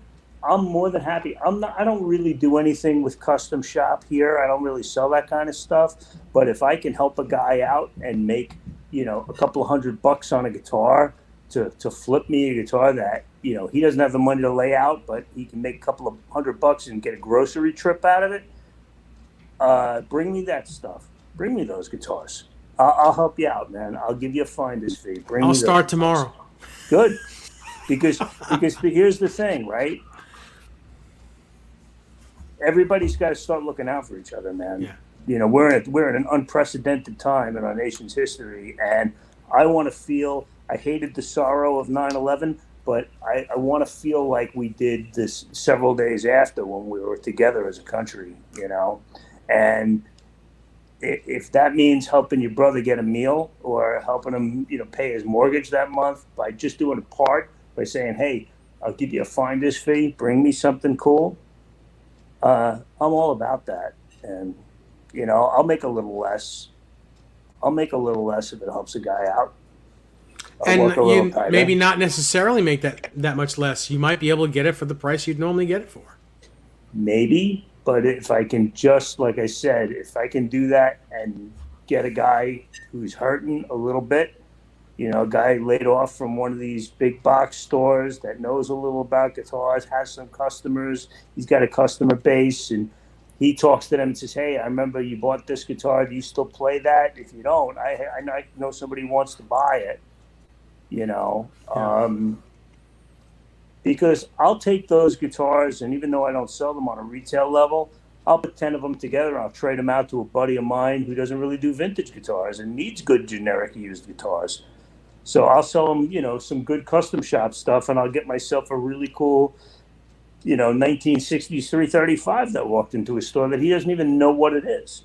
Mm-hmm. He's just like looking at that thing is like, oh my God, I'm never going to be able to sell this thing here. Right. I'll just trade it for stuff that I can use. And I'm feeling the other way. I want the good stuff. So, we'll make a deal. Now I'm gonna because we're near stopping time. Yeah. Are there any guitars that you want to show us or show the people in our chat that may have never seen something like that? Other than maybe in a book or magazine. Sure. But I have to get up from this seat for a minute. Is that okay? Yeah, of course. We can handle it driving. All right, and I'll come back, or do you want me to take the camera and walk it around? Whatever's easier for you. Okay. Well, let's try this. I'm gonna do this. I'm sorry, guys. I don't mean to, get my big hand stuck on that. But let me walk out. Look at those birds. Yeah. Oh yeah. Well, yeah. There's some of those. if you like the colors. Oh, look at that Cadillac my. green. Is that Cadillac green right there? No, that's Kerry green Oh my God. Jesus. and frost blue, and yeah, there's some good ones. And then, well, I guess I'll just kind of walk it this way and walk along here. And this is Fender Town. I That's like everything Fender you see Town. there is vintage stuff. It's all real deal. And then if you go and flip it around this way, that's Fender basses and Gibson basses and juniors and stuff. And let me see what I'm seeing here. 335s, and then the bottom is 45s and 55s, and some cool colors. And then if you come down here, you'll get to all the Gibsons. You get all your Les Pauls, gold tops, and such. And then the bottom, let's see if I can pull back here. Sorry, guys. That's all Les Paul customs and SGs and just about every custom color. That they made. What's that second custom hanging from the right? The This black. one? The This black one? custom. That one right there. What is that? It's a 54 custom. Woo. It's pretty mint. I got a couple of them. There's one there, and there's one. With a wraparound bridge, right? Yep, there's one up there. Another one. I don't know if you can see that. I'm having like problems with the reasoning. No, of you're- these you're- things it's amazing. around. So what's yeah, that first- There's what- lots of cool SGs. Oh boy. Uh, Oh wait, is that the yeah. Fool? Did I see a that? painted Fool? No, I don't have any. I don't have the Fool. No. Oh, it must be the one that's on my rack behind me. No. Okay. You see, you have them too. And then, but just the guitar Wow. that has a pretty cool story that I'll show you. Let's get you something really cool. Okay, this is something cool. See if you can see this. See that Rosewood Telecaster right there? Oh yeah, Uh-huh. And it's got a little picture and a letter there from Fender. sure. Yeah. Well, that was Bill Carson's Rosewood Telecaster, but Bill Carson didn't want his Telecaster to be made of rosewood, the body, because he thought it was too heavy. So he had to make it out of ash and then stain it dark to look rosewood. Wow. And there's a picture of him there playing it, and a letter from him on the Fender letterhead. And this is a famous guy, I mean, this is one of the big three guys at Fender, George Fullerton and Leo Fender, that designed the Stratocaster. So, I mean, that's a major piece. So And that before you was leave his there, personal guitar. What's that? before you leave there, Yeah. tell us about that third telly in on the bottom. The Rosewood looked like an early one because it has a green guard. The Esquire, the custom Esquire. No, the third one in. Third one from that. The one, yeah, the Well, white tell me- one. Give me a color. White. Looks white. That's a '64 Olympic white Telecaster. Now it's we kind of get it. yellowed, correct? It's kind of Nah, yellowed it's because really, of its really, age. Oh, this one. You're talking about this. Yeah, no, the one next to This. it. Yes. Now you see the difference. This one's yellowed. This Okay. one's still very, very white. That's a '64 curved board, rosewood board, Telecaster in Olympic white. And interesting that they would order that because blonde is so similar, and blonde would have saved them 5%. But now it wound up being a really cool guitar. It's a green guard. And that's a wonderful piece. There's, what you're not seeing is, I don't know if you could see all the black guards. Oh yeah. Look at all those. Holy Yeah, crap! there's probably, I don't know, 9 or 10 of them here. It's so funny that you would put them on the floor. Ben Yeah, well, Coombs, you they're okay? propped You up okay there. looking at all They're those propped tellies up. like You can that, see 'em Ben? there. And then there's a whole bunch of 50 Strats and custom color tellies. And I've got pretty much every color Jazzmaster and Jaguar. And I actually have the original Jazzmaster prototype is here. That's desert sand with a maple neck. Anodized pickguard. Black anodized pickguard with black pickup covers. I don't know if I can show you that. 58, correct? Yeah.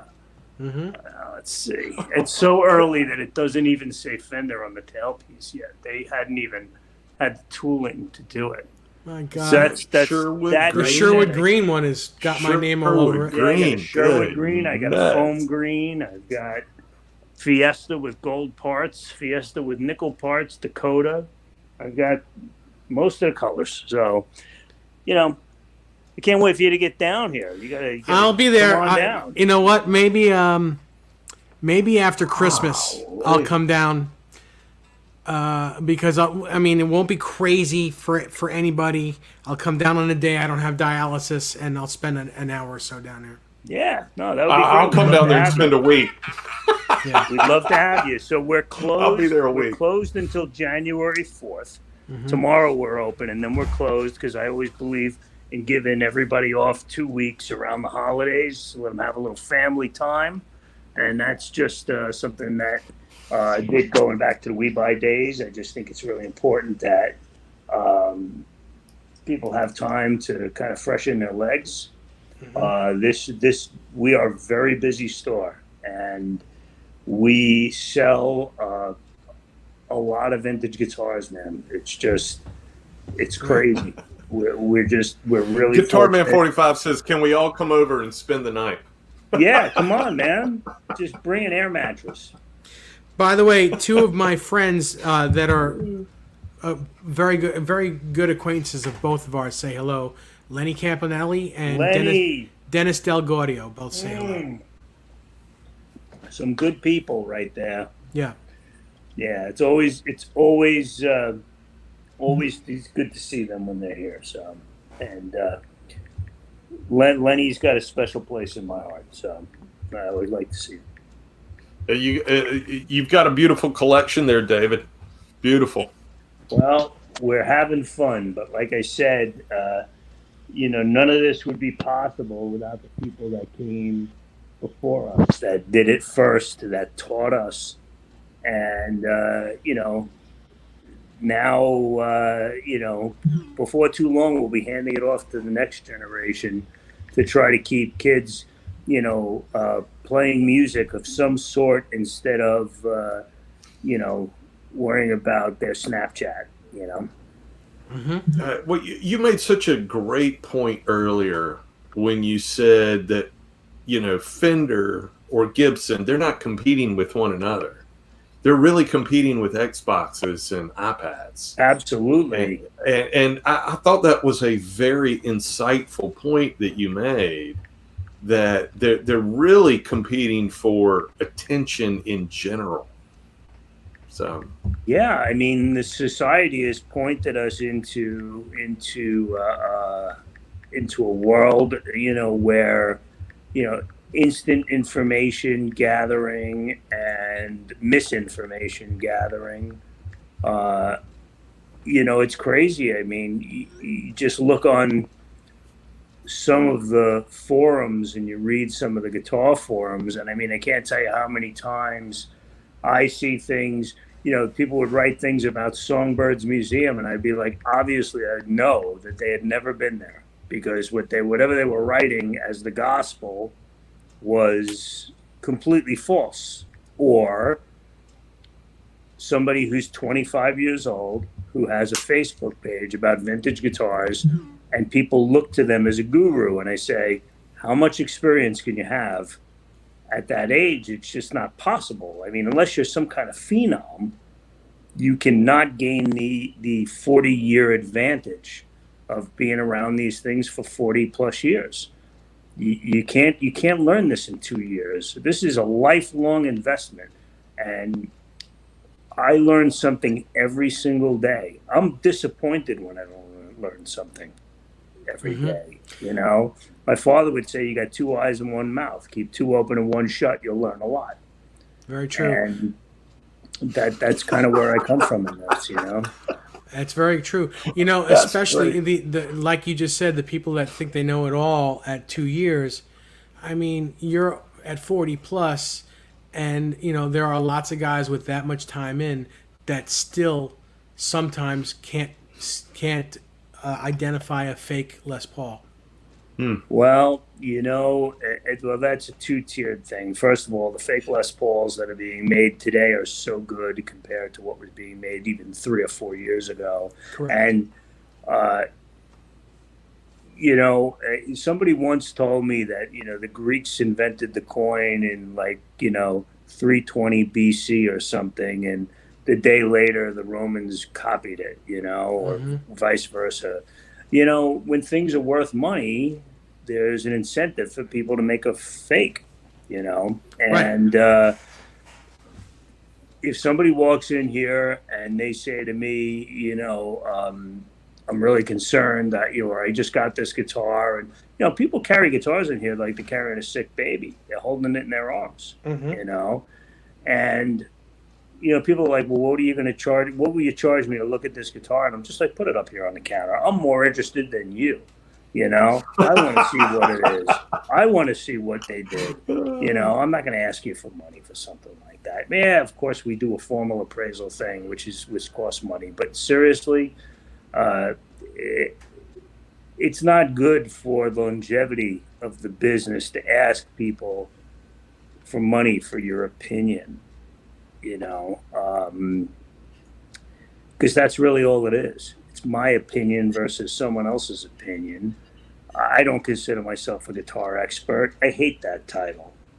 People say that to me, and I get it bothers me. I think that you have to keep on a quest to learn every day, and I don't mind teaching people if they ask me. I enjoy it, and I don't know everything. I mean, there are guys that can sit there and go through bursts and tell you that these serial number groups are better than those serial number groups that are better than those. And I go, hey, I know a good one when I feel it and when I plug it in. I don't need anybody. I don't need any book to tell me what guitar is the best guitar. It's like that with any guitar. Yeah. I don't need a book. I don't need any other book on Burst or Stratocaster or anything else to try to teach me something. I learn with my hands, and I learn with an amplifier and a chord. Right. That's how I learn. Dave, is your phone dying? Nope, I'm good. Because you're muffled. Oh, well, now you're better. And near the microphone. It's better now. I mean, it goes with saying that even, say, a 1972 Maui Yellow Stratocaster, if you play it and it feels good and you play it and it sounds good, it is a good guitar. Hey, I know a guy named Richie Blackmore that made a whole career out of playing 70s Strats. Yeah. Okay, and I don't remember ever saying, "Wow, this tone sucks." Well, it's Richie. It's Richie Blackmore. You put a broomstick in someone like Eddie Van Halen's hands, God rest his soul, and it's going to sound good. Yeah, it's funny. Now that Joe Bonamassa has a place in New York, and he comes by, and I used to just see him in Chattanooga, but now he comes to the store, and he just loves to hang and play guitars, and we chat. And, he'll pick up a guitar and I'll be like, oh, no, I don't like that guitar so much. Don't pick that guitar up. And somehow he makes that thing sound like magic. And I go, well, Joe Bonamassa's, he's probably the most incredible guitar player out today. Did you see the movie yet? Have you seen I did. I watched it last week. No, I didn't see it. I watched it last week. I'm listening to him at like 12 years old, smoking any guitar player I've ever heard in my life. And I'm saying to myself, at 12 years old, I mean, can you imagine what was his parents thinking? Wow, this guy's an alien. That's what I would have been thinking. Yeah, he had some really cool parents in that film, didn't he? I mean, his parents were really cool. I know his dad for a long time. Les, he had a music store up there in near Ithaca, and I mean, he just grew up around them all the time, and he has a real affection. You can say that he has an affliction, but maybe it's a little bit of both. But he has a real, true affection for the instrument that, people. He gets a tremendous amount of BS online because, he's got his endorsement deals and stuff like this, but that guy works as hard as anybody I've ever seen, man. Yeah. I mean, if there was no COVID going on, he's touring like 270 nights a year. But the difference. Go ahead, Ty. Yeah, he has a phenomenal career, and the film that we're referring to for all of you in the chat, for all of you that are watching, is called Guitar Man. Must see. It really is a must see, and it's on all the streaming services right now for rent.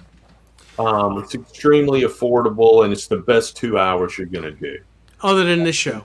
It's Yeah, going to be other than the this best. It's going to be show. the best 2 hours of your day. What I wanted to say though, with Bonamasa's endorsements, he may do what he wants to do, and he may have all these endorsements, but he truly does it right, and I'll tell you why. He'd rather pay $150,000-$250,000 for a vintage guitar, vintage Strat, Les Paul, whatever, and play that on stage than have Gibson make him a bunch of guitars. But when he does have Gibson make guitars for him, it's not for him. It's for the customers to buy. Right. Absolutely. And that's the coolest thing about having an endorsement. The coolest way of using your endorsement is not to see how many guitars they can make me. Right. It's how make this guitar look like my guitar that I use and sell it so that the customers can buy it. Right. And that's even why he does like work not just with Gibson, but he does work with Epiphone because he wants guitars that are affordable for young people. Yeah. And that's like a really big deal. Like he's good at what he does as far as, obviously merchandising. a musician, but he's a great merchandising guy. He's got great people with him. And that's half the battle, man. Because like I said, he plays 270 nights a year, and it's like, I'd be beat dead, and yet he'll still literally send me a picture at 1:00 in the morning after a gig and say, "Hey, what do you think of this? Somebody just brought me this at the show. I'm not sure if it's right. What do you think?" And we'll get into a text conversation. Meanwhile, I was asleep, but like. I'll definitely take those texts in the middle of the night because he's just as much, if not more, of a geek than I am. And my big problem is I still go to sleep thinking about guitars every day and wake up thinking about guitars every day, and so does he, and that's a cool thing. So this is going to make you smile, Dave. Yeah. Larry Fitzgerald is in the chat. He says, "Hey guys, Dave Davidson! ! Class act." No, that's Larry's the original class act. If I He's learned an anything alumni. about it, I learned it from him. He's an alumni. He's been on our show. Yeah, he's fantastic. Yeah, one of my dearest friends. One of our dearest friends. Yeah, He's due to come back, Dave. He is. Yeah, he is. we're gonna get him back. He said that anytime we want him, he's coming back. Yeah, you got to get him back. He's like I said, if he calls me a class act, it's because I learned a lot from him. So he's one of the good people. Yeah, he certainly is. Yep. No. Dave, I'd love to have you on for a part 2. Is that okay with you sometime? Yeah, maybe let's do it again. I had a great time. Somewhere down in the springtime, maybe? Yep, that sounds good. As you can tell, I love to talk, and I don't shut up very easily. So. Or how about we do a show where I'm on location at your store? Oh, my goodness. I bring my laptop, and we're on location, and I show some guitars while we're doing a show. About that. Absolutely. Awesome. All about or that. we're That's both great. On location. Yeah. If you can make it up here. Get you up here too, man. We're gonna get you up here from Yeah. I may never leave his shop. Hey, listen, like I said, we'll put a cot in the back. Yeah. That's awesome. Well, thank you so much for doing this, Dave. It was very informative. It was a lot of fun, and I told you it would go super fast, right? Yeah, it really did. Thank you. Yeah. Thanks, guys. What a pleasure. And happy holidays. Happy Merry New Christmas. Year. Yeah. And, Merry Christmas. We'll talk to you soon. Yes, Merry Christmas. Be well. Stay with us for a few minutes. Yeah. After the show, we'll say our goodbyes off the camera. Sure. Everyone in the chat, we will be on hiatus next Thursday for Christmas Eve and the following Thursday for New Year's Eve. But we'll be coming back on January 7th, and our guest is going to be Josh Smith. So check that out. It's going to be an amazing show. Have a wonderful Christmas and New Year's. Have a great holiday season. Ty, anything you'd like to say? Well, I would just like to thank everyone for tuning in. I'd like to thank David for being our guest tonight, and I echo Dave. Everyone in the chat, we just wish you a Merry Christmas and a Happy New Year, and we look forward to seeing you on January 7th. And also, thank you so much to everyone. By the way, Dennis Del Gaudio behind me, everybody. Hello. Hey, Dennis. Hey. Thank you for making 2020 a wonderful place on YouTube and on Nez Says. Thank you so much. Please come back for 2021. I promise you, me and Ty both promise you, it'll be a great year. We will have some great guests, and it'll be a great time. Now, I'm not sure if we're going to stick with Thursdays. We may talk about a different night. Anyone in the chat, if you think a different night would be better, if you guys have any, guys and girls have any ideas of maybe a time slot that may be better or a different day, please let us know and we'll consider it. Again, see you all next year. We'll talk to you soon. Thanks, Bye-bye now. guys. Take care.